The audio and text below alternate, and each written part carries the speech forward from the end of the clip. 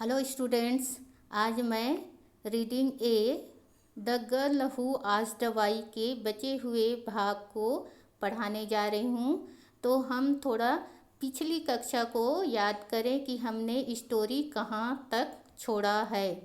तो उस स्टोरी में लड़की को जो पुरुष स्कॉलर्स हैं वो चर्चा में भाग लेने के लिए मना करते हैं। तब लड़की इस बात को क्लियर करती है कि राजा के इनविटेशन में ऐसा कुछ शर्त नहीं था कि कॉन्फ्रेंस में केवल पुरुष ही भाग ले सकते हैं। तो राजा भी लड़की के इस बात से सहमत हुए और लड़की को इस कॉन्फ्रेंस में भाग लेने के लिए अनुमति देते हैं। अब आगे की story. But I don't think a woman can join the discussion, murmured one of the women in the audience. तब राजा की बात को सुनकर दर्शक में से एक महिला बोलती है कि मुझे नहीं लगता कि एक महिला को इस डिस्कशन में भाग लेना चाहिए। मतलब एक महिला इस डिस्कशन में भाग नहीं ले सकती। Why asked the girl. तब लड़की ने पूछा क्यों क्यों मैं भाग नहीं ले सकती। You will not feel comfortable around so many man, answered another women. तब दूसरी महिला ने उत्तर दिया कि तुम इतने सारे पुरुषों के बीच कंफर्टेबल महसूस नहीं करोगी। I have no problem, my focus is on my work not man. तब लड़की ने कहा कि मुझे कोई प्रॉब्लम नहीं है, मेरा फोकस जो है मेरे कार्य पर है, पुरुषों पर नहीं। You don't have to do this, you are not bad looking, you can marry some wealthy person, advised one elderly.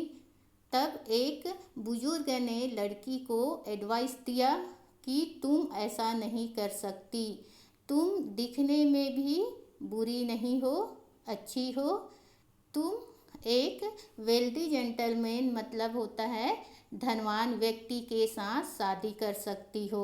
The girl ignored him. लड़की ने उनकी बातों पर ध्यान नहीं दिया, इग्नोर कर दिया, अनसुनी कर दिया। Let us have a discussion, if the scholars have objections they can debate with her.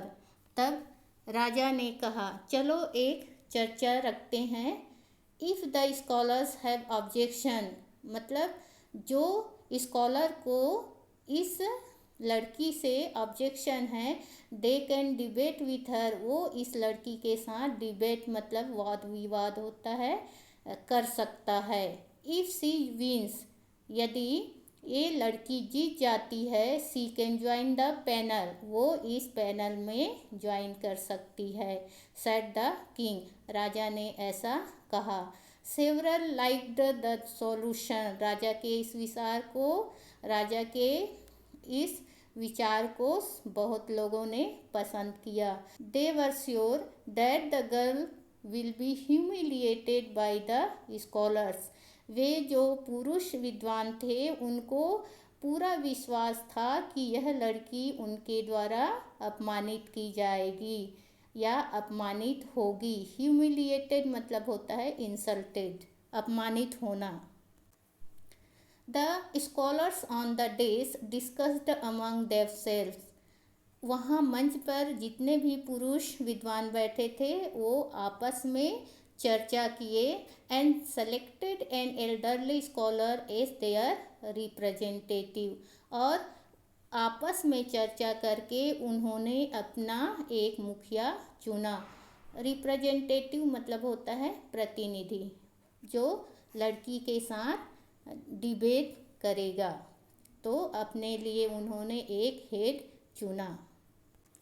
तब विद्वानों की मुखिया ने कहा, so by joining the discussion what you want to prove, that women are better than men, asked the elderly scholar.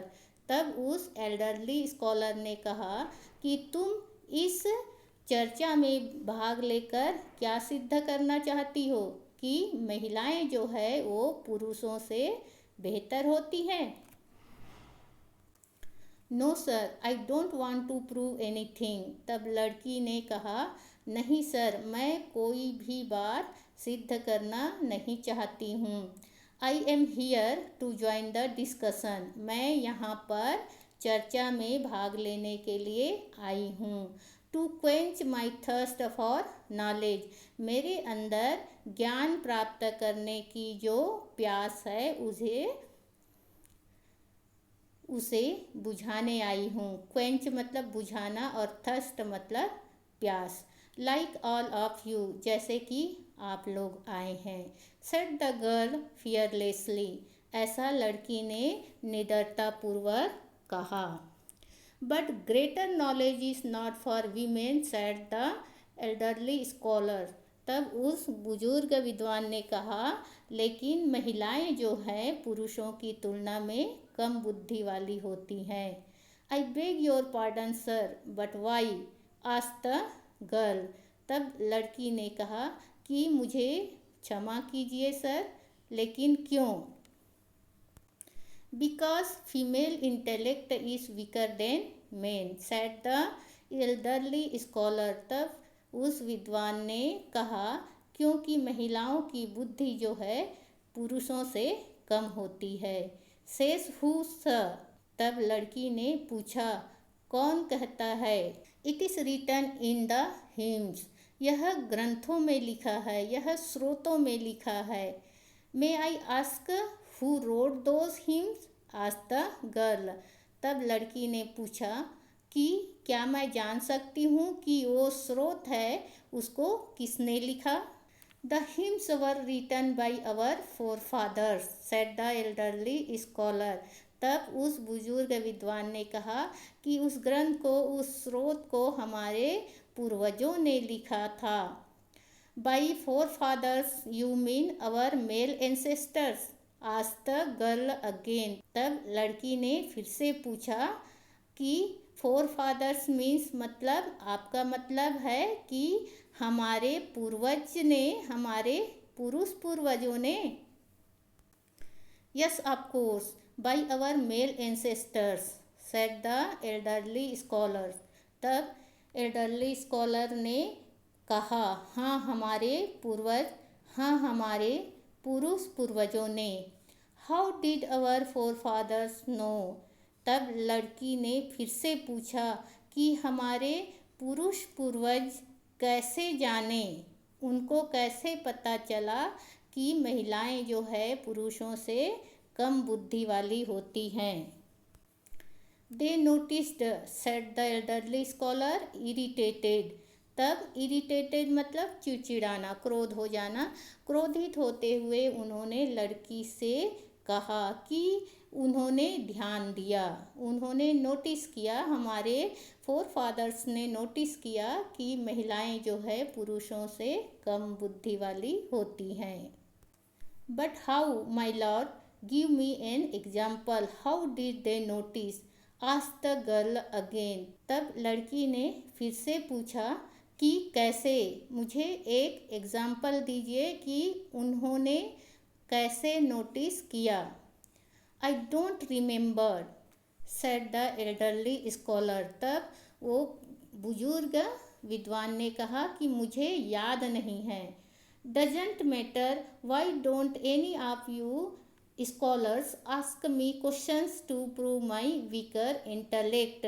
तब लड़की ने कहा कि इससे कोई फ़र्क नहीं पड़ता, एट प्रेजेंट अभी की बात करें तो क्यों ना आप लोग मेरी बुद्धिमत्ता की जानकारी लेने के लिए या मेरी बुद्धिमत्ता की जांच करने के लिए आप मुझसे क्वेश्चन करें और सिद्ध करें कि मैं आप लोगों से बुद्धि में कम हूँ। Many scholars thought of asking her questions. उसकी बातों को सुनकर बहुत सारे विद्वानों ने सोचा उससे प्रश्न पूछने के लिए। But feared seeing her immense confidence, लेकिन वे डर गए उसके आत्मविश्वास को देखकर। You ask too many questions girl, shouted the elderly scholars. तब उस विद्वान ने, बुजुर्ग विद्वान ने चिल्लाकर कहा, तुम बहुत क्वेश्चन पूछती हो ए लड़की। ही वॉज फ्यूरियस, वह क्रोधित था। द एटमॉस्फेयर वॉज टेंस, और वहाँ का वातावरण तनावपूर्ण था। Sir, answer her, why is a female's intellect weaker than a male, said the king. तब राजा ने कहा कि आप लोग इस लड़की के क्वेश्चन का आंसर दीजिए कि क्यों महिलाएं पुरुषों से कम बुद्धि वाली होती हैं। I need to study your grace to come up with an example, said the elderly scholar. तब उस बुजुर्ग विद्वान ने कहा कि मुझे अध्ययन की आवश्यकता है। आई नीड टू स्टडी मतलब मुझे पढ़ने की आवश्यकता है महाराज, और मैं जब पढ़ूंगा तभी मैं आपको एग्जाम्पल सहित उत्तर दे सकता हूँ कि महिला जो है, एक महिला जो है पुरुष से किस प्रकार बुद्धि में कम होती है। Then I can't stop her from joining the scholars panel. She has come here on her own merit. I will allow her to sit on the panel until you come up with a convincing example, said the king. तब राजा ने कहा कि मैं अब इस लड़की को स्कॉलर्स पैनल में ज्वाइन करने के लिए नहीं रोक सकता। यह यहाँ पर आई है अपने गुणों के आधार पर। मैं इसे स्कॉलर्स पैनल में बैठने की अनुमति दूंगा जब तक आप उदाहरण सहित इसके प्रश्नों का उत्तर नहीं ले आते, ऐसा राजा ने कहा। People were still doubtful about the girl's worthiness. राजा के इतने कहने पर भी लोगों को लड़की के योग्यता पर विश्वास नहीं था, शक था। But as the discussion progressed, लेकिन जैसे जैसे चर्चा आगे बढ़ी, ऑल डाउट्स वैनिस्ड, लड़की के प्रति लोगों के मन में जो भी डाउट्स था वो वैनिस्ड मतलब दूर हो गए। डेज पास्ट, दिन बीतने लगे। The girl took part in several discussions, लड़की ने टुक पार्ट माने भाग लेना, कई चर्चाओं में भाग लिया। आस्क्ड मैनी क्वेश्चंस, कई क्वेश्चंस उन्होंने पूछे। एंड, कई क्वेश्चंस उसने पूछा। एंड आंसर्ड मैनी अदर्स, और कई लोगों के क्वेश्चंस के उत्तर दिया। Other scholars were astonished by her brilliance, दूसरे स्कॉलर्स लड़की के बुद्धिमत्ता को देखकर आश्चर्यचकित थे। When the final draft of the book was compiled, many hymns which were composed by the girl were included.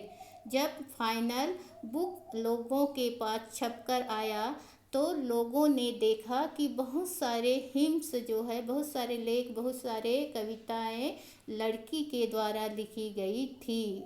कोई नहीं जानता कि उसके बाद बुक पब्लिश होने के बाद उस लड़की का क्या हुआ, कहाँ गई, उसके साथ क्या हुआ, ये कोई नहीं जानता।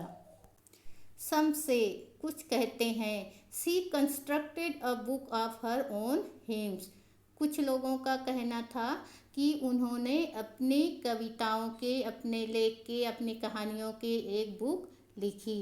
सम say she opened an academy for the girls, कुछ लोगों का कहना था कि उन्होंने लड़कियों के लिए एक संस्था खोली। डिफरेंट पीपल डिफरेंट स्टोरीज, कई लोग और कई तरह की उनकी कहानियाँ लड़की के बारे में। But everybody agrees that the girl who asked why Beckham the first female scholars, लेकिन सभी लोग अपनी एक बात पे मतलब तैयार थे, मतलब मानते थे कि जो लड़की पूछती थी क्यों, वह दुनिया की सबसे पहली महिला विदुषी बनी। इस बात पर सभी एग्री थे। तो इस तरह ये the girl who asked why यहीं पर ख़त्म होता है।